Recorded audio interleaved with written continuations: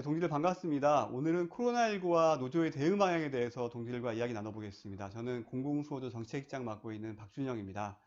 코로나19 이후의 사회는 어떻게 될까요? 많은 분들이 관심을 가지고 있는데요. 적어도 지금과 같지 않고 다른 세상이 될 것이다라는 예상을 많이 하고 있습니다. 그리고 이런 과정에서 우리 노동조합들이 어떤 실천을 통해서 다른 사회를 능동적으로 만들어갈 것인가를 고민해 봐야 될 시기이기도 하겠습니다. 감염병 확산이 진행이 되면서 많이 보셨던 그림이겠지만 아무런 조치를 하지 않으면은 병원의 수용 용량을 넘어서서 확산되면서 많은 분들이 사망할 수가 있습니다. 그런데 적절한 대응을 하게 되면 감염병 확산을 병원의 수용 용량 이하로 관리하게 되면서 사망자를 최소화할 수 있고요. 이것이 지금 많은 방역당국이나 노동자들이 함께 노력하고 있는 내용입니다. 또한 병원의 수용 용량 자체를 높이기 위해서, 즉 공공의료 감염병 병원을 확대하기 위한 노력도 우리 공공수호조를 비롯해서 민주호조운동이 요구하고 있는 그런 상황입니다. 자, 근데 이 그림에서는 마치 한 번 감염병 확산되면은 마무리되어서 끝날 것처럼 보입니다만 실상 그렇지가 않습니다. 많은 분들이 예상하고 있는 것은 이 확산 자체가 한 번에 끝나는 것이 아니라 2차, 3차 확산이 예상된다는 것입니다. 이 그림에 보시는 것처럼 봄철에 한번 확산된 코로나19는 하반기 때 다시 확산될 우려가 있습니다. 여름에 잡힌다 하더라도 마찬가지입니다. 그리고 치료제가 나올 때까지 1년 이상, 18개월 이상이 걸릴 것으로 예상이 되는데요. 그럴 경우에 2차, 3차까지도 파급될 수 있다고 보고 있습니다. 근데 문제는 이 감염병 확산 사태가 경제에 직접 영향을 준다는 것이고 병에 걸리지 않는 분들까지 포함해서 전 국민에게, 전체 노동자에게 영향을 준다는 것입니다. 이미 주식시장이 폭락하는 등 경제 위기 상황이 전개되고 있습니다. 그러면 이 경제 위기가 얼마나 심각한 걸까요? 최근에 IMF가 경제 위기 상황에 대해서 지표를 새로 발표했는데요. 우리나라 성장률 전망입니다. 연초에 예상했던 플러스 2.2% 성장률 전망을 바꾸어서 마이너스 1.2%로 예상하고 있습니다. 마이너스 성장한 것은 한국이 1998년, 20년 전 이후로 처음입니다. 근데 어떻게 보면은 마이너스 성장이라고 하지만 다른 나라에 비해서는 양호해 보이기도 합니다. 미국만 하더라도 거의 마이너스 6%, 선진국들이 다 그렇고요. 감염병 예방을 초기에 막은 한국의 방역당국 덕분에 경제 위기가 그래도 약간 적지 않은가 볼 수 있는데요. 그래도 심각한 위기인 건 맞습니다. 근데 문제는 이 위기 진단조차도 어떻게 보면 상당히 낙관적이라는 것입니다. 이 그림을 보시면 되겠는데요. 이 위기 전망은 마치 2020년에 감염병 확산이 끝난다라는 걸 전제하고 있습니다. 즉 파란색 선일 경우에 위에 오른쪽과 같은 수치가 나오는 것입니다. 내년에 플러스 성장을 한다는 것이죠. 그런데 문제는 이게 올해 끝나는 것이 아니고 2021년까지 유력하게 예상이 되는데요. 그럴 경우에는 경제 위기의 깊이가 더 심하고 회복된다 하더라도 마이너스 성장이 지속된다. 장기간 된다는 것입니다. 물론 올해 회복된다 하더라도 마이너스 성장을 예상하고 있는 것이고요. 이럴 경우에 세계 경제가 계속 축소된다는 것인데 도덕 문제는 지금 코로나19로 인한 위기가 단기간의 위기가 아니라는 것이고 세계 경제의 기저질환, 심각한 기저질환에 타격을 주는 상황이라는 것입니다. 자, 어떤 기저질환이 있을까요? 2008년 세계 금융위기 이후에 각국 정부는 공격적인 완화 정책을 폈습니다. 특히 미국 정부는 엄청난 양적 완화 정책을 폈는데요.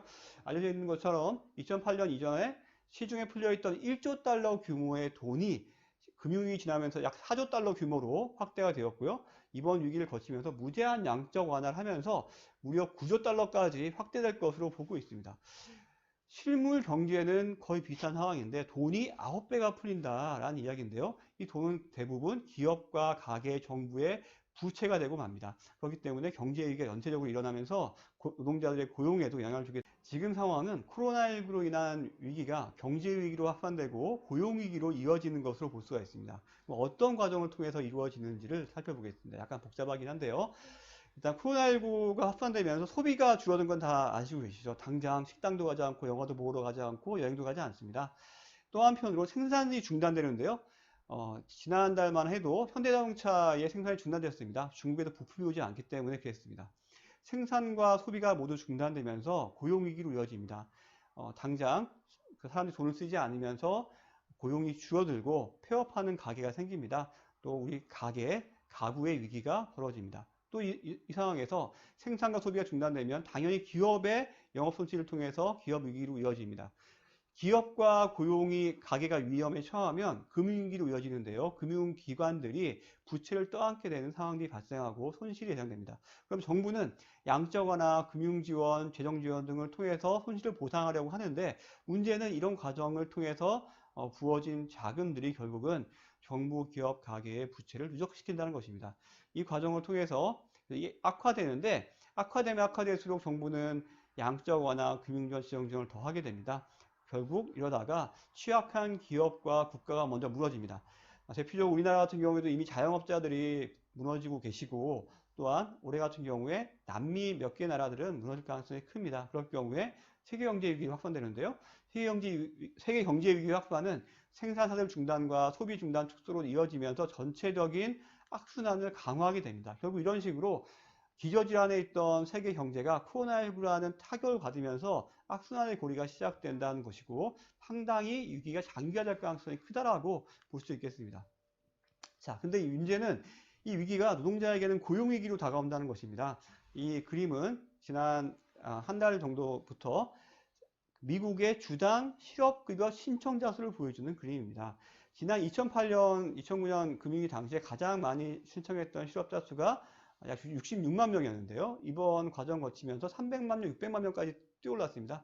이 과정을 통해서 미국의 실업률이 30%까지 될 것으로 예상이 되고 있는데 30%라는 실업률이 어떤 것인지는 참 예상하기 어려운 것이 현실입니다.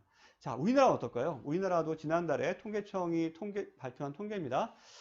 그림을 보시면 취업자와 실업자를 좀 보시면 되겠는데요.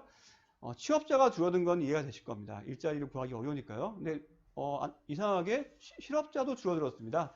왜 그럴까요? 노동시장에서 일자리를 구하는 사람들 자체가 줄었기 때문입니다. 청년, 노인, 여성들이 아예 일자리를 구하지 않고 있습니다. 일자리가 없기 때문이죠. 그래서 통계가 이렇게 나오는 어려운 상황이 되었습니다. 자, 근데 업종별로 상황이 약간 다릅니다. 가장 어려운 부분은 아무래도 이쪽입니다. 도소매업, 음식 숙박업 등의 자영업자들이 많은 부분에서 어렵고 이 부분에 일하는 노동자들도 어렵습니다. 그래서 가장 취약계층부터 경제 위기를 맞는다라는 걸 볼 수가 있습니다. 물론 좀 고용이 확대된 영역도 있습니다. 대표적으로는 운수창고업인데요. 왜 그런지 아시겠죠? 택배 등을 통해서 많은 분들이 온라인 쇼핑하시기 때문에 이 부분에 좀 증가가 있긴 합니다만 전반적으로 고용이 축소되고 있고 특히나 어려운 영역에서부터 고용위기, 경제위기가 확산되고 있다라고 보겠습니다. 정부도 어떤 정책을 펼치지 않는 것은 아닙니다. 이미 많은 정책을 내고 있고 매일매일 새로운 정책이 나올 정도입니다. 대표적으로 1차 추경이 한 번 있었고요. 11.7조 원 규모였습니다. 그리고 100조 원 규모의 기업과 금융지원 정책이 나왔습니다. 100조 원 정도 보면은요. 기업 지원 정책이 반 정도 되고 금융지원 정책이 반 정도 됩니다. 어려운 시기에 기업을 지원한 것도 중요합니다. 왜냐하면 기업이 무너지게 되면 해고가 발생할 수 있기 때문에 그렇습니다. 그래서 기업 지원은 우리 민주노총도 반대하는 것은 아닙니다. 그런데 문제는 기업과 금융시장에 대한 지원 규모와 노동자에 대한 지원 규모가 너무 차이가 난다는 것인데요. 노동자에 대한 지원이 어디 있을까요? 추경에 보시면 맨 밑에 고용지원이 약 6,300억 원이 있습니다. 물론 적은 돈은 아닙니다만 심각한 고용 상황에 비추어 볼 때 기업과 금융지원에 비해서 형평성이나 균형이 맞지 않다라고 볼 가능성이 많습니다. 또 문제는 기업 지원할 경우에도 기업 지원의 목적은 일자리를 유지하는 것이 되어야 하는데 기업만 지원해서는 안 된다는 것입니다. 이 때문에 민주노총은 해고 금지를 먼저 시행하고 해고를 하지 않는 기업에만 기업에 대한 금융 지원을 할 것을 요구하고 있는데요. 여기에 대해 정부는 물론 나름의 정책을 내고 있습니다만 아직 부족하다라고 평가하고 있습니다.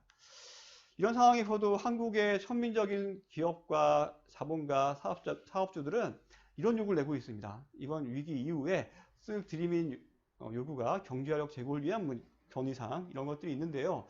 애초에 자기들이 요구했던 여러 정책 패키지를 경제위기를 맞아서 시행해달라는 민원을 넣고 있는 것입니다. 내용 보시면은 과연 이게 경제위기 극복과 또 심각한 고용 상황 해결에 어떤 도움이 될까요? 전혀 도움이 되지 않고 오히려 반대된 내용일 수 있습니다. 한국의 이런 천민적인 기업주의 행태에 대해서 노동조합이 또한 투쟁할 과제가 있겠습니다. 정부에 대한 대응만이 아니라 사용자에 대해서도 대응할 것이 노동조합이 중요한 과제입니다. 근데 이런 위기를 겪으면서 예상되는 것은 불평등의 확대입니다. 지난 몇 번의 경제 위기를 겪으면서 경험한 바는 이 그림은 대기업 대비 중소기업의 임금 수준인데요. 몇 번의 경제 위기를 거칠 때마다 불평등 수준이 점프하는 걸 볼 수가 있습니다. 이번 경제 위기를 어떻게 대응하냐가 중요한데 경제 위기 이후에 이런 상황이 더 심각해질 것으로 예상이 됩니다. 매번 그랬기 때문이죠. 그런데 이번에 그러면 안 되지 않겠습니까? 이미 경제 위기 이전에도 이번 위기 이전에도 격차가 심각했습니다. 격차를 줄여나가야 될 마당에 이번 위기를 통해서 격차가 확대되면 안 될 것입니다. 따라서 노동조합이 이 격차를 줄이기 위해서 고용과 임금에서 연대하는 노력이 필요합니다. 정부도 사용자도 해주지 않습니다. 노동조합의 과제고 노동조합이 노력할 일입니다. 자, 이런 상황에서 그래서 민주노총은 함께 투쟁을 해야 되는데요. 경제위기 시기의 해고금지가 가장 중요한 요구일 것입니다. 하지만 이것만이 아니라 공공의료 확대 등의 여러 사회 공공성 과제를 함께 추구를 하고 있습니다. 우리 노조와 민주노총이 함께 경제위기 상황의 경제정책 요구를 만들고 있는데요. 가장 중요한 건 위기 시기 노동자의 고용과 생계를 보장하라라는 것입니다. 또 두 번째로는 공공의료와 사회안전망 등을 확충하고 공공부문 일자리를 제공하는 과제가 있습니다. 이걸 통해서 전체 노동자의 생존권을 지켜낼 수 있기 때문입니다. 근데 중요한 것은 이런 모든 과제가 기업별이 아니라 산별적으로 그리고 민주노총과 함께 전체 노동자가 대응해야 한다는 것입니다. 현재 위기 성격은 개별 기업의 구제만으로 해결될 상황이 아닙니다. 전체 사회를 바꾸고 전체 경제 구조를 바꿔야 되기 때문에 기업을 넘어서 산업별로 그리고 민주노총과 함께 전체 노동자가 함께 단결해서 대응해야 됩니다. 그리고 이 과정을 통해서 마지막으로는 현재 위기의 원인이라고 할 수 있는 자본주의 경제 체제를 바꾸는 것이 필요합니다. 코로나19가 직접적인 원인이 되긴 했습니다만 근본적 원인은 세계 경제의 구조에 있습니다. 이 구조를 바꾸기 위해서 노동조합의 과제가 있다고 하겠습니다. 네, 이번 위기를 지나면서 어떤 사회가 될까요? 더 좋은 사회가 올 수도 있고 아니면은 더 나쁜 사회도 올 수 있습니다. 우리가 대응하기 나름입니다. 민주노조 운동이 어떤 입장을 가지고 어떻게 단결 투쟁하느냐에 따라서 이 폭풍이 지나간 자리에서 더 좋은 시장이 될지 또 더 나쁜 시장이 될지 결정됩니다. 우리 민주노조도 함께 우리 조합원들이 함께 고민하고 토론하면서 새로운 세계를 만들어 갔으면 좋겠습니다. 네, 이상 마치겠습니다. 감사합니다.